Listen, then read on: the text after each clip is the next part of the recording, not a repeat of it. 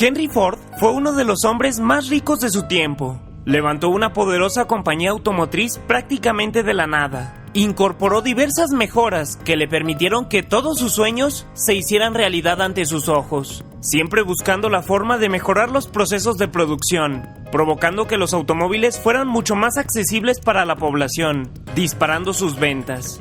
Ford tenía la autonomía para producir todas las partes de sus coches, excepto las llantas, mangueras y tapones, que para entonces estaban hechas de caucho, una sustancia resinosa extraída de algunos árboles y plantas especiales, localizadas principalmente en las colonias inglesas y neerlandesas del continente asiático, lo que los hacía los dueños del monopolio mundial del caucho, cosa que no era del agrado de Ford.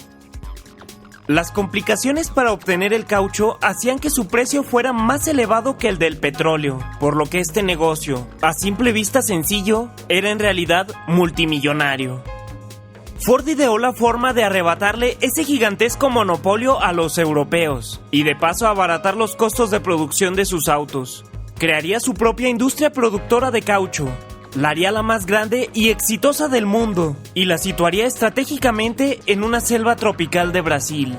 Aunque hubo una avalancha de protestas en contra de esta idea, enlistando todos los posibles contratiempos, no había manera humanamente posible de comunicársela a un hombre que había cumplido todos sus sueños, así que finalmente se terminó por apoyarle. Después de varias negociaciones con el gobierno brasileño, se logró comprar un área de 10,000 kilómetros cuadrados en medio de la selva amazónica, similar a la extensión del estado mexicano de Querétaro, donde se construiría el nuevo poblado de Fordlandia. La construcción de Fordlandia inició inmediatamente. Se trajo a varios arquitectos y constructores desde Detroit, y la maquinaria pesada se trasladó a través de barcos. Además, se contrató a miles de brasileños nativos que tenían mucha experiencia con la recolección del caucho.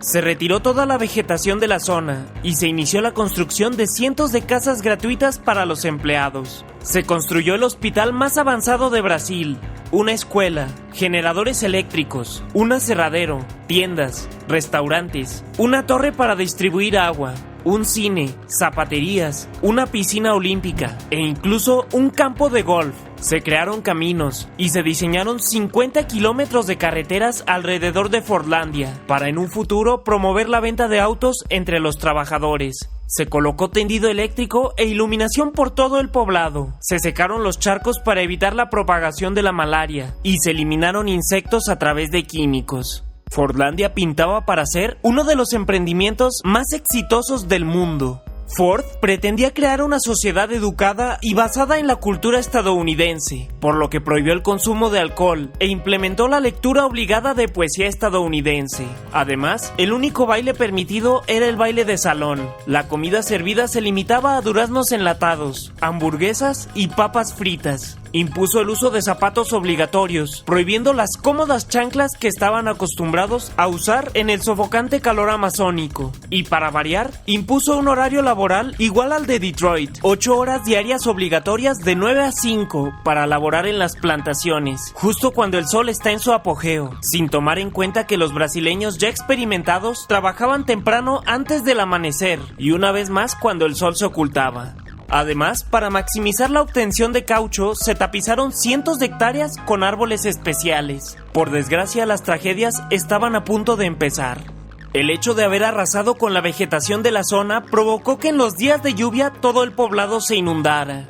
Además de que en los caminos la maleza no dejaba de crecer, lo que impedía el correcto traslado de los vehículos. Y retirar las plantas era una labor sin sentido, ya que volvían a crecer con una enorme rapidez. Además, a pesar de que se utilizaron toneladas de insecticidas, los bichos jamás dejaron de aparecer, propagando la malaria y la fiebre amarilla entre los trabajadores, que llegaron a morir a un ritmo de 2 personas por día.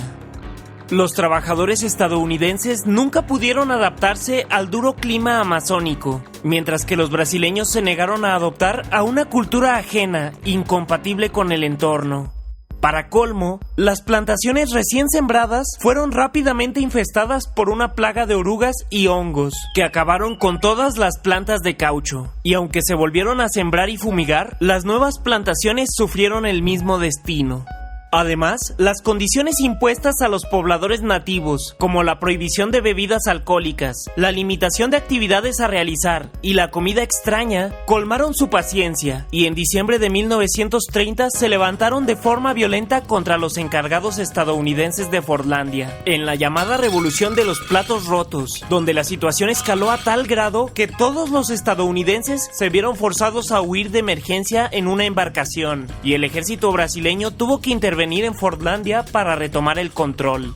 Después de la Segunda Guerra Mundial, Fordlandia fue declarada un fracaso oficial. Las plagas, el clima y sobre todo la invención del caucho sintético sepultaron definitivamente el sueño del renegado Henry Ford, quien tuvo que abandonar el lugar sin haber obtenido un solo centavo de él y, curiosamente, sin jamás haberlo pisado. En 1945, 17 años después de haber emprendido el sueño y de haber perdido $20 millones, Henry Ford devolvió Fordlandia al gobierno brasileño, que lo compró por $250,000. El gigante automovilístico moriría 2 años después de esta simbólica venta. Brasil intentó crear una sociedad agraria en la zona durante varios años, pero después de cuantiosos fracasos terminó por abandonarlo completamente. Al día de hoy, Fordlandia es un pueblo casi fantasma, deteriorado y vandalizado, únicamente habitado por un puñado de personas abandonadas a su suerte.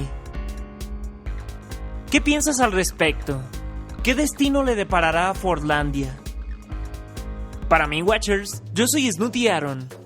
Tenemos una cita todos los jueves a las 8 p.m. en este canal, así que suscríbete y activa la campanita para que descubras, junto con nosotros, los secretos que nos oculta la historia.